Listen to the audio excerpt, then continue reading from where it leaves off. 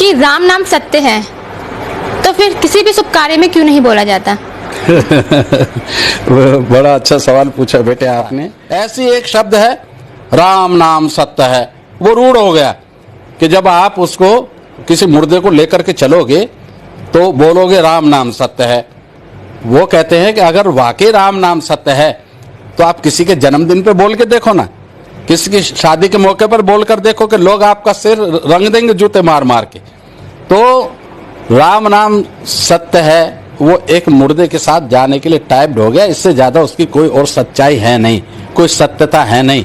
वैज्ञानिकों ने, इतिहासकारों ने राम के अस्तित्व को स्वीकारा नहीं है और उसको नकारा है, और जिस आधार पर उन्होंने नकारा है उसका उत्तर इनके पास किसी के नहीं है। हाँ, जब ये उत्तर नहीं दे पाते हैं किसी बात का तो मरने मारने पर उतर आते हैं और दूसरे को राष्ट्रविरोधी और देशद्रोही कहने लगते हैं। तो ये इनका असली मकसद है।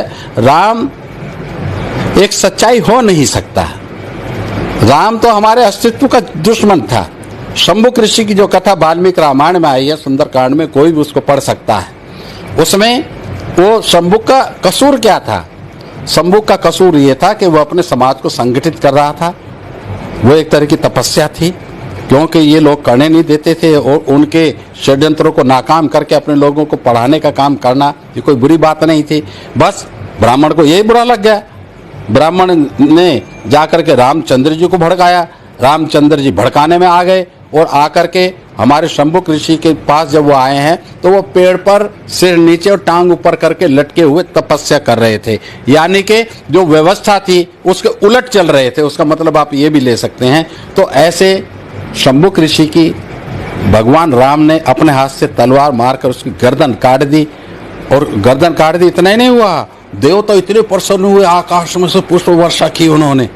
यानी कि सारे देवता, यानी कि सब देव का मतलब ब्राह्मण होता है, वो इतने प्रसन्न हुए कि रामचंद्र को हमारा कत्ल करने पर, हमारे बाप का कत्ल करने पर वो आशीर्वाद दे रहे हैं।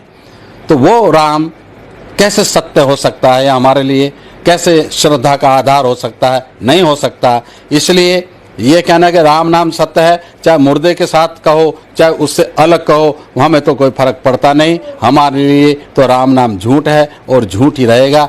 सदियों से हम देखते आए हैं राम का, जब कहते हैं ना राम राज आएगा, ये राम राज आएगा ना, हर चौक पर हमें पीटा जा रहा है, कहीं गौ के बहाने से, कहीं डायन बता दिया हमारी महिला को, उसको जला दिया, मार दिया। कहीं हमारे आदमी को मारना है तो उसे चोर बता दिया, किसी ने झूठ बोला इसने चोरी कर ली, उसको सचमुच में मार दिया। ये सब षड्यंत्र हमारा अस्तित्व समाप्त करने के लिए चल रहे हैं, पर ये इसमें सफल होंगे नहीं। हर जुल्म का अंत होता है, हर जुल्म की एक संध्या होती है, हर जुल्म का अवसान होता है। इसका भी अवसान होगा और बहुत अच्छे तरीके से होगा।